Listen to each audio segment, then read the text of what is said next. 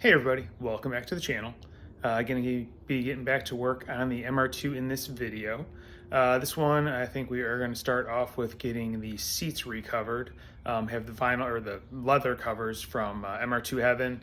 Went with the two-tone where it's black leather with some red stitching. So I've got the two seats that I need to take apart, get the covers on, and that will be a big thing off the list towards getting this car ready for an upcoming car show. All right, so here is the driver's seat that we're starting with. It's filthy because this was in the car while I was at the body shop, whereas the passenger seat was out. But as you can see, bolster on this is pretty shot. It was stitched up once by a previous owner. But yeah, seats definitely seen better days. So I'm gonna go ahead and start getting this apart so I can get the covers on.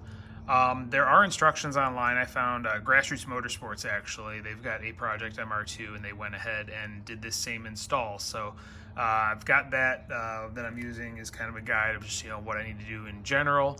And then I'll go, and I've done this before. I've recovered seats on my old Miata, so kind of have an idea what I'm in for. But yeah, I'm going to start getting this thing disassembled and go ahead and start getting everything taken apart. All right, first things to take off are the two side controls. This just basically pressure fits on. So all I did was kind of go at it with an extension hooked on the inside and then hit with a hammer, and it just lightly tapped off. This uses this little clip, which will be on here in the little grooves. So you just need to pop the clip out. You can use like very small flathead or a J-hook tool, something like that. Get the clip out and then this will pop right off. So now that's done, just need to take the side trim piece off. So I'm gonna get that out of the way and then go from there. All right, and then here's the side trim. It's just one screw, which is in this hole here behind the recline adjuster, and then it's just got some clips and tabs on the inside that hold it into place. So just kind of have to work it off slowly without snapping anything. So that's how you get that off. Next is gonna be removing the covers. All right, so I removed the headrest by just pushing in the adjuster button while pulling up on it. Slides right out. I'm gonna remove the upper portion cover just by cutting these hog rings and then working everything off of the upper cushion. And then bottom cushion, similar, it's gonna be hog rings as well as some little push pins. All right, so got the 5 hog rings across here cut. There were a couple other ones that were a little bit off to the side that held the flap around, so I got those removed. On this side, this hinge went through it, so I just cut the old material because I'm not really caring about that. There were also these like rubber straps that went through the old cover and were just tied here. I ended up just snipping them because looking at the new covers, there's no thing to feed these rubber straps through, and it doesn't have the same. So I'll have to figure that out once I'm putting the new cover on. And then at this point in time, once you get it pulled down far enough, you just need to squeeze together the little beaks of these. These are the bases of the headrest tubes, and then just pop those out through the other side. So I'm gonna finish getting everything removed from this seat. All right, you can see I removed the tubes. I went ahead and just slid them on the headrest where they would go because the one side's got the adjuster, the other doesn't. And then there are just a couple of hog rings here that need to be removed from this center portion that goes across the side. So I'm gonna go ahead and get those clipped. All right, and back cover is off. There were 3 hog rings, 1, 2, and 3. It really is a shame that nobody makes replacement foam for these seats because this foam is definitely in rough shape, but kind of is what it is at this point in time. So I'm gonna go ahead and get the bottom cover off. So working along the back, I've already taken these 3 out that holds this back flap over, but looking, it looks like there's also 3 here that go from the flap on the inside, just to keep everything secure in the base, as well as a couple here pinching the corners in. So just kind of filming those to make mental note of it. And then there's the ones that are down the sides, same thing along with these 2 push clips, and then everything that's under the front. So I'm gonna continue on popping these things out. All right, so things have escalated. I don't know what I was thinking before, but yeah, you're gonna have to take the rails off to do this. Doesn't mention that in the article I read, but just thinking about the logistics of it, yeah, you have to take the rails off. So each side there's 2, you use 12 mil socket. For the back, there's 2 14 mil sockets for that side. It's 1 single 12 mil on this side. And then there's also a couple additional 12 mils on this side for the seatbelt rails. So That will get everything off of here, as well as a couple of clips for holding wiring. But then you should be free to take whatever you need to off of this bottom cushion, have full access. So I'm going to continue snipping hog rings and get this old cover off. All right, well, that was fun. It is out. Everything's done. There are 2 on each side up in the front here that you have to kind of get to after you uncurl it from the outer edges. There's also 3 here. Those are probably the first 3 you would want to put in when assembling it. And then there's also, no, I think that's it. So yeah, you just kind of have to snip away, work your way slowly at it, and you will find the little things that have to be removed before you can proceed. But it is now off. I'm going to kind of vacuum up some of the dust and mess. Again, this bolster's definitely seen better days. I might just try and tape it up a little bit just to try and give it some additional support that I can, put underneath the covers. But yeah, I'm going to go ahead and try and get things cleaned up and transferred over as far as the wire rods go, and go from there. All right, so I've transferred all the rods over from my old cushion to the new cushion. I had to cut a lot of them out because they're so corroded. They were kind of like rusted into the old fabric, as you can see. But I got them all out. They are all in place now. As far as the cushion goes, I'm just going to try a little hillbilly fix on that bolster. It's going to be underneath the cover. Duct tape's pretty strong, it sticks to it, so we'll see how it holds up, if it holds it in place. Fingers crossed it does. Otherwise I'm looking at trying to find a new piece of foam or rebuilding this, which isn't going to be easy. So I'm going to go ahead, try and install it. Hopefully it holds up. If not, I can always disassemble and try again. So I am going to go ahead and start getting the new lower cover installed. All right, getting started on the install. It's a little bit of a pain to get the first ones going, I'm not gonna lie. The first 3 I did are the ones that go into the base cushion. So they're the first 1, 2, and 3 there. And then I did 2 on each side in the front, and these are the 2 side rails that go down. And that's just to try and position it.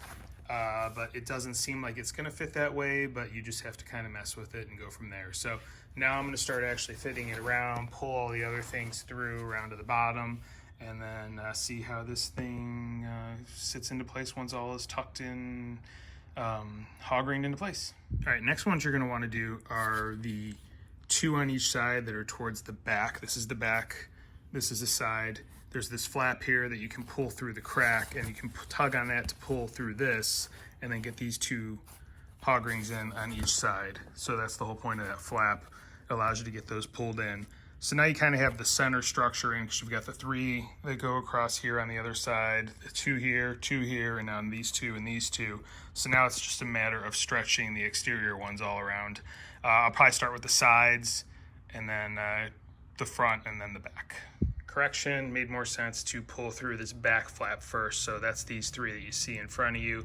That's the back flap to this. And now I will start doing the outer perimeter, probably starting with the sides and then the front. All right, well, here is the finished result so far. Not pretty, still needs some adjusting, obviously. I've got a steamer. It's also a pretty hot day, so I'll probably just put it out in the sun and let it warm up, see if I can get things adjusted a little bit better. As far as installation goes, on all sides I did start with the middle ones, and then got the outers in place. It's not terrible, it's not easy, and then there's still these couple of flaps that I need to get holes and get the push pins put in place. But yeah, that's the bottom so far. Like I said, I'm gonna go throw it out in the sun, let it warm up a little bit, mess with it some more, and we'll see what the final result is. One thing I did forget to mention is these bottoms are side specific according to MR2 Heaven's listing. The one I put on the driver's side was 12, and then 22 is what will go on the passenger side. There's a slight difference in the bolsters according to their site. And I did originally go to put this one on, and it wasn't fitting right, so I took it off and put the other one on. So just to give you a heads up on that. As far as the headrests and the backs, those are the same. All right, so while the base is warming up out in the sun, working on the upright, transferred over the metal rod here, put these 3 hog rings in it. Again, the original one had a rubber strap that attached to those as you can see here, and ran down this channel, which would have fit down here. This has a channel, but it is not thick enough for that rubber strap, so not going to work on these. I don't know if they're meant to have a rod or something like that, but I don't have that rod, so I'm not going to have those parts. So hopefully it's not a problem. Kind of is what it is. I'm going to go ahead and get this installed and tied down, and we'll see what it ends up as. All right, I realized I can't finish up the upright until I have the bottom on the rails. So I went ahead and used some of my clips that I had laying around because the other ones were kind of messed up, and then just went ahead, pushed everything in place. You know, I've just used a punch to put a hole in these pieces of fabric, and now I'm going to go ahead and get this mounted to the rails. I did go ahead and just punch some holes in the sides where I could feel the bolt holes going through for the rails. All right, update time. So here we are. Everything is assembled. Couple of mental notes, tips, tricks, learn from my mistakes. Before you go to put the cover on the upright, you need to make sure everything is reinstalled on the base, because the two bolts on this side are underneath the upper cover. So yeah, make sure you put the base on the bottom. I just used a punch, punched holes where needed, and then install the foam, and then go ahead and put the cover on. I mean, you could probably put the 3 hog rings like I showed earlier in without a problem, and just have the upper cover or the backrest cover on, like, you know, halfway. But yeah, just make sure you don't do the final install until you have the upper foam section and frame mounted to the adjuster, because you won't be able to get to the holes, or it'll be very difficult. I speak from experience, because I wasn't thinking about it, went ahead, put the cover on, and then went, oh, I need to bolt this down. So when I did my Miata, the bolts went through the cover, so it wasn't a problem. This car, they're under the cover. So just a heads up on that. So now it's pretty much cleaning this up and trying to get this cover shrunk, smoothed out and whatnot, and see if we can get a better fit on the foam. All right, so I've had it sitting outside in the sun for about an hour or two, and just been coming out every once in a while, and you can definitely see the wrinkles are coming out of it. So I think this is working pretty well. I'm gonna be heading out for a little while, so I'm gonna take it back inside, but definitely looking better than it was. So pretty happy with how this is turning out. Definitely seems to be a pretty good product, and I have no doubts that it will shrink up, and you know, these wrinkles will go away over time. So pretty happy with this. As far as the passenger side goes, I had to order more hog rings, so those are on order, due in tomorrow. So not sure what I'm going to do next, if I'm just going to wait for those to show up, or if maybe I'll start getting ahead on getting the tint out later on today when I get back. We'll see. All right, so it is the next day, and I am getting back to work on the car. I'm going to start with getting some of the interior bits put in place. You know, as far as the passenger seat goes, I'm still waiting to get the hog rings. Those will hopefully come in later today, so that'll probably be an item for tomorrow. Thinking my goal for today is going to be get most of the interior put back together, minus the seats, and that includes removing the tint from the 2 door windows. As you can see, you know, this one's pretty scratched up. Seen better days. Plus, like I said previously, I believe that I've already been pulled over because the tint's too dark. So I left it in the back, but I'm going to remove it off the doors. So hopefully that keeps the cops from pulling me over. But anyway, I already put in the back mat using the 4 retainer clips. I'm now going to do the 2 quarter panel, the quarter window trim pieces, get those in, and then the up and down around the back glass, get those ones in. One thing I'm going to do is I have these little foam washers that go behind these clips in between to get rid of any vibration, rattling, or whatnot, because I did have some rattles in this car before. So I'm just going to try and do whatever I can as I'm working along to mitigate any rattling or noise. So I'm going to go ahead and get these quarter pieces installed, as well as the 2 cross pieces that go around the back glass. Real quick, those are the little foam things I'm talking about that go over the retainer clips. And then you can see this side is in place. You will need to take the seat belt off of the track, or the adjuster, in order to get the panel on and off. So I'm gonna go ahead and get the other side installed, and then I can get the 2 cross pieces put in place. Update time. It is really starting to look like a car again. Everything on the rear firewall is reinstalled. You know, the covers, all of the trim. Sorry, there's a glare off the lights. Fix that here in a second. So all the trims reinstalled up around the window. And same thing down the driver's side. Yeah, unfortunately my trim's a little beat up because there is a speaker box that goes back here on this shelf. That's why that's not down all the way. You can see the wire coming out. There's a subwoofer that the previous owner put in here, so I just kind of kept it. But it covers up the scratches, but yeah, the scratches are there because of it. Few little things, like I said, I used those little foam washer pads on all the clips. I used new clips in a lot of spots where the old ones had seen better days. This popped out. I'll have to fix that in a second. You do have to take this off to get this panel in. I also went ahead and put in the A-pillar trim, including the grab handle on the passenger side. So I think next on my list is going to be going ahead and trying to get the tint off of the doors. Well, one down, and that was way easier than I expected. Literally just got a razor blade under the corner up here on the glass and pulled a little flat back. It came right off all in one piece. One down, I still have to do the other side, so we'll see how the driver's side goes. But passenger side done, came off very easy. And driver's side was just as easy, like 10 seconds, and each window detinted. That was way better than I thought it was gonna go. All right, update time. A little frustrated right now. I went ahead and adjusted the door glass because it was a little loose and leaking in some spots. And that's after I went around all the door seals and put that Honda seal grease on everything to try and liven up the seals. So I got the door adjusted. Went to install the door trim, which this had, if you watch some of my older videos, the MR2 Heaven inserts to match my seats. Well, I went to install them, got the door on and everything. There is no way in hell to get this trim piece on with this door card. So I mean, I cut, it wasn't working. I ended up just ripping it off. So I'm gonna have to figure out what to do about this. As the way it's designed, it didn't fit. I don't know if it's meant to lay over that. You're supposed to have that trim underneath.